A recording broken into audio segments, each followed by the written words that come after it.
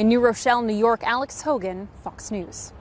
Taking a live look now, everybody, at Capitol Hill on NewsNOW from Fox. Ahead of our next live guest, this is Brandon Arnold, VP at the National Taxpayers Union, joining us again this morning. Mr. Arnold, thank you so much for coming back. How are you doing?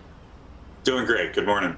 Good. So we're talking about the American Rescue Plan Act, so that nearly $2 trillion coronavirus relief bill that passed in the House yesterday after the Senate made some amendments this weekend. Were you surprised that it passed? No, I wasn't. I mean, I think there was a lot of support behind this bill on Capitol Hill. There's a lot of support behind this bill in the public because people are still very frustrated with the COVID situation. They want to get their lives back to normal. So I understand the impetus to push a plan. The difficult thing for me and the frustration for me is that this plan is highly flawed. It's a really problematic plan. And I'm disappointed that it passed in the form that it did. All right, so let's talk about some of the impacts of the plan. Of course, it's made its way through the House of Representatives by party line vote, 220 to 211. This means Americans will see a $1,400 stimulus check, more money for unemployment, and a larger child tax credit after President Joe Biden signs the bill, which is expected to be tomorrow. What exactly is the child tax credit? Well, the child tax credit is a credit that goes to anyone that has a child, and it's currently set at $2,000. That was adjusted back in 2017, the big Trump tax reform bill.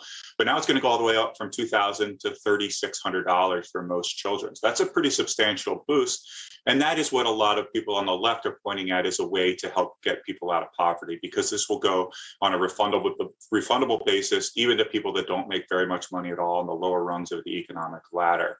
So that's a big boost that's going to take place. It incidentally is a one-year program, though we expect Democrats to make a push to extend it on a permanent basis, or certainly extend it out sometime longer into the future. And when you look at that $3,600 plus the $1,400 that goes to not just adults, but also children, that's $5,000 per kid. So that's a lot of money. And again, those changes will only last to the end of this calendar year. So if you're thinking about adding a member to your family, you're best off doing it before the ball drops on New Year's Eve this year.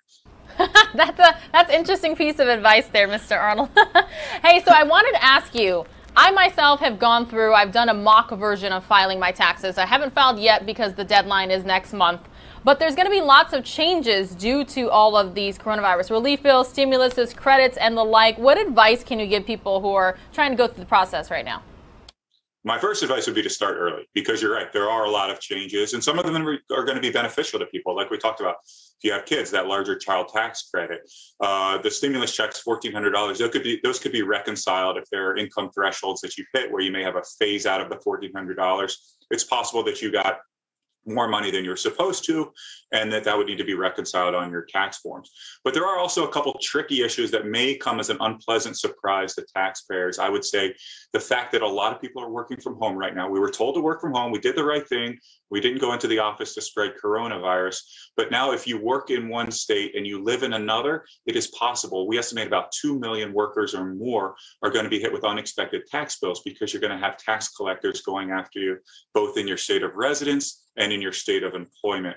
Some states have resolved that with agreements, others haven't. New York has been notoriously aggressive in the past. Massachusetts has also been very aggressive. So for people that work in one state and live in another, I would recommend getting your taxes started earlier than usual, and possibly talking to a tax professional to make sure you are not dinged twice. In terms of legislation, there's a bill by Senator Thune that would address this problem. Should have been included in the tax package. Very disappointed that it wasn't, because I think there are going to be a lot of frustrated people filing their taxes this season. You know what? That was a perfect segue. You were talking about speaking with a tax professional. Of course, you see the major brands. I mean, they're even at large retailers such as Walmart, get your taxes done here sort of thing. But you don't have to go through those well-known companies. You can also choose an accountant, right? And what's the best way for choosing one? Do you just look for one near you online? You can certainly do that. I mean, you're providing a lot of your personal information over this person. You're putting a tremendous amount of trust with somebody. So you want to find somebody that's highly recommended, that is vetted by publications that look at such matters. But I mean, yeah, I think the off-the-shelf programs that you can get are quite good as well. They're not perfect, and you lose a little bit of the personal touch that you have with going to see an accountant. But there are a number of ways, and a lot of accountants have set up virtual platforms now, so you can have that face-to-face interaction in a Zoom like this, or what have you. The important thing is to make sure that you are talking to somebody who really knows their ins and outs when it comes to tax policy and is aware of the changes that have been passed. We're not just talking about one piece of legislation. The bill that is about to be signed into law is about 630 or so pages long, but we've passed the CARES Act, the Family First Coronas Act, a lot of bills that have changed tax policy over the course of the year, plus the fact that a lot of people, homeowners, have refinanced this year because interest rates have been so spectacularly low. That, of course, changes your tax status. It'll give you multiple 1098 forms to juggle. So it's going to be a complex tax year, nothing we can't get through. There's a reason why a lot of folks on Capitol Hill are clamoring for the IRS to push back our tax filing deadline, like we did over the past couple years, actually. And we'll see if that materializes. Sorry, Mr. Arnold, I didn't mean to interrupt you, but just to recap, how do our viewers know if they're eligible for the child tax credit? How long will it last? Is it permanent?